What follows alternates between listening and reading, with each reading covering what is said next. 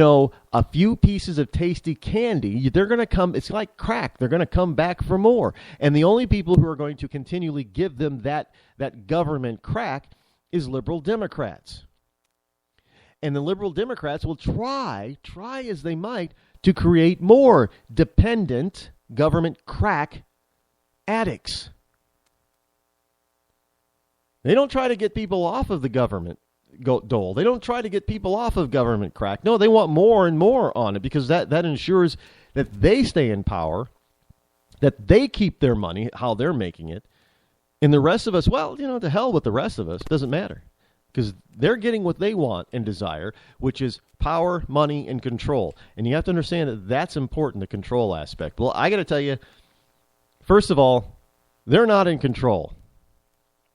Hell, nobody's in control. God's in control. He's in control of everything. Now, he does allow us free will. And a lot of times we definitely make the wrong choices. I don't care what side of the political aisle you're on. But in any case, we got to get into some of the stuff that I have for you here in the paper pile. But before we do, I want to bring you, it's that time of the show at this time of year that I bring you another wonderful original Christmas song, or Christmas rendition. This one is by Wesley Putnam, wesleyputnam.org. And it is entitled, He Has Come. Wesley Putnam. For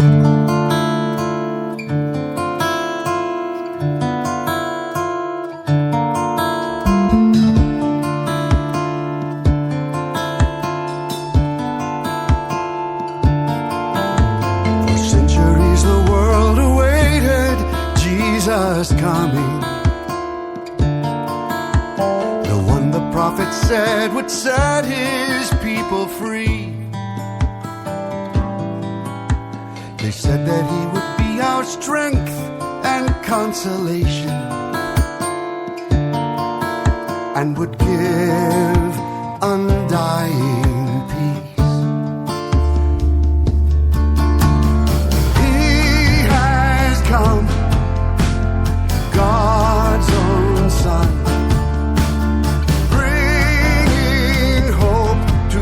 the earth. Every tribe, every tongue finds joy in his humble birth.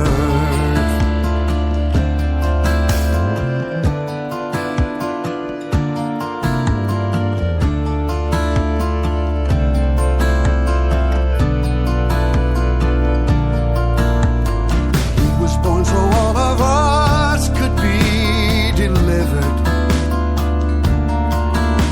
Who could have known this baby boy was also king? The one who in our hearts would rule and reign forever, and to earth his kingdom bring.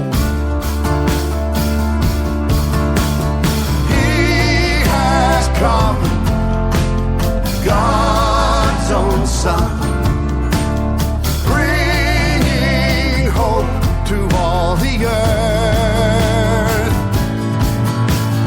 Every tribe and every tongue finds joy in his humble birth.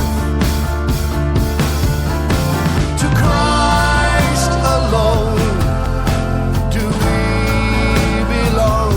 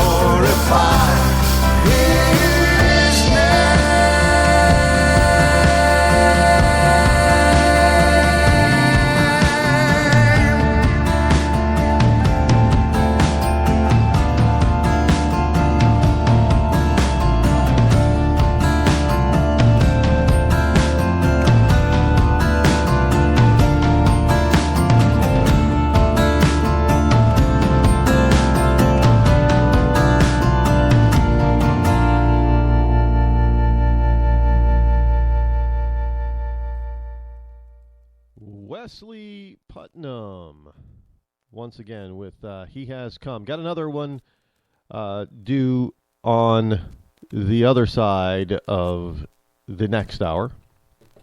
And that one is by William Van Horn. And don't forget to be here tomorrow because we've got a bunch more stuff to be able to play for you on that. Here's something from Mad World News. And I gotta tell you, when I first saw this, I was like, yeah, like most people, that sounds pretty cool. But when you actually get into it, it's not cool at all. Not at all. This is from MadWorldNews.com. A South Carolina woman wasn't paying attention on her way to work when a strict police officer pulled her over for going just 1 mile per hour over the speed limit. Now, the officer ended up giving her a warning, even though she was breaking the law. Now, there's more to this story, and I'll get to that in just a second. But let me stop right here for a second. Now, in many states, I don't know what this is out of one of the Carolinas. The thing is North Carolina. Now, I don't know what the motor vehicle laws pertaining to speeding are in North Carolina, but I know in most jurisdictions there is, because your automobile's speedometer can be affected by a number of different factors, from the size of tires that you have in your car, if they're inflated, overinflated, underinflated, properly inflated, weather conditions also, as well as just that they're not that precise.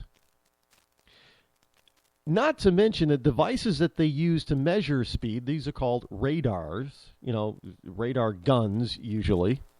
Again, not exactly a scientific, precise instrument. Now, both your speedometer and the radar gun are good enough to get the job done. They're good enough, but they're not precise. And I do this every time. Now, at least up here in New England, there are a lot of these manless radar gun signposts popping up.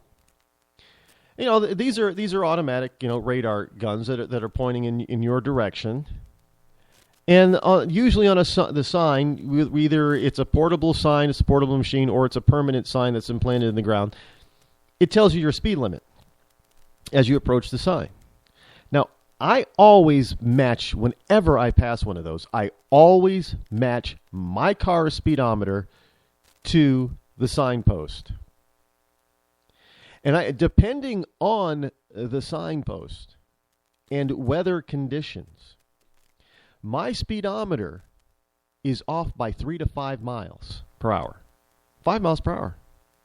Now, in most jurisdictions that I know of, you are allowed anywhere from 2 to 3 miles per hour differential on your speedometer and up to 5 miles per hour on the radar gun. Because believe it or not, the radar gun is less precise and less accurate than your car's speedometer. So roughly, you could have anywhere between 5 to 7 miles difference, per hour difference. Safety zone, which is why most cops won't pull you over for if you're doing less than 10 miles over the speed limit.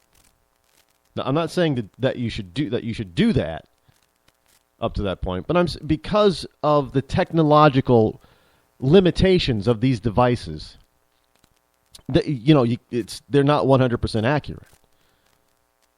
So there is that leeway using the various devices that can give you an additional 5 to 7 miles per hour free pass. So even if the radar gun was the most precise speed measuring instrument on the planet, your vehicle's speedometer is not, and it could be either way. It could be, showing that you're doing 3 miles per hour faster than you actually are, or it could show that you're doing 3 miles per hour slower than you actually are, which is actually the case in the majority of the time. So if you believe that you're doing, on the dot, 55 miles per hour, what the radar gun, if it's totally 100% accurate, is you're actually only doing 52. So, if you're actually on there, driving around in a 30 mile per hour zone, and you're actually doing 30 miles per hour, and your speedometer is showing you 3 miles per hour slower than you actually are, well, you're not doing 30, you're actually doing 33. Well, now you just come into range of this strict officer. You think you're looking down. You might even press, the wonderful speed control, cruise control button. And you're cruising down, and your speedometer digitally reads out 30 mph. And next thing you know, woo, he pulls you over. Ma'am, sir, I clocked you doing 33 miles per hour. You say, that's impossible. My thing said 30. Well, I'm going to have to give you a ticket. Well, no. You can't. Because my car said I was doing 30. It is the only instrument in this vehicle that I can determine how fast I'm going. It said I was doing 30, even though you're saying I'm doing 33. Now, maybe in this particular jurisdiction, that doesn't apply, but still 1 mile? Well, here's the rest of the story, folks. Now, this particular incident happened last week when Marvetta Neal said she was driving to work and saw blue lights in her rearview mirror. Now, she said that she was on her way to work and didn't realize she was speeding. And then she was stunned to learn that she was only doing 1 mile per hour over the limit. So naturally, she's probably thinking a bunch of different things. But one of the things that she was thinking is, I thought, well, what kind of a ticket is this going to be? Now, in the patrol car behind her was Liberty Police Chief Adam Gilstrap. And although she was breaking the law, but was she really breaking the law?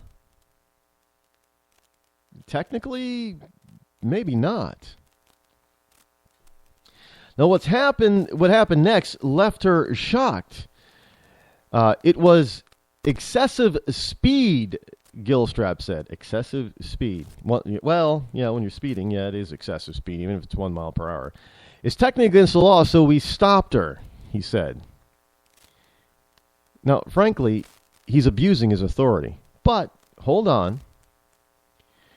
He said, I'm going to give you a warning. And he said, because I am holding you up here, here is a $20 Walmart gift card. Now, after reading to that point, I understood what was going on. And apparently, Neal was one of numerous people who the Liberty Police Department will be pulling over as part of their Surprise Santa campaign they're doing for the community outreach. That's insanity. That's not the type of community outreach that you should be doing, because you're scaring people half to death into thinking that they're breaking the law. I mean, that's abuse. To me, that's abusing your power. I know you're thinking that you're doing good, and that's the wrong way for outreach. It is the wrong way for outreach. There are other ways that you could do that. I know there are some people that say, well, sometimes cops should pull you over for doing the right thing. And people there are places in this country where that has been recorded. Cops pulled people over for doing the right thing. But that scares the hell out of it. You could give somebody literally, people have gotten heart attacks by being pulled over by the police. It's an abuse of authority. There are other ways for community outreach and reaching out for people for doing the right things. Pulling them over because they're doing 1 mile over the speed limit, which technically might be in some jurisdictions illegal, is not the way to do it. Again, another reason why people are scared to death of the police. I know the police are trying to do the right thing here, but they're doing it in the wrong way. But I do applaud them for trying to reach out to the people. Just do it in a way that doesn't scare the citizens next time.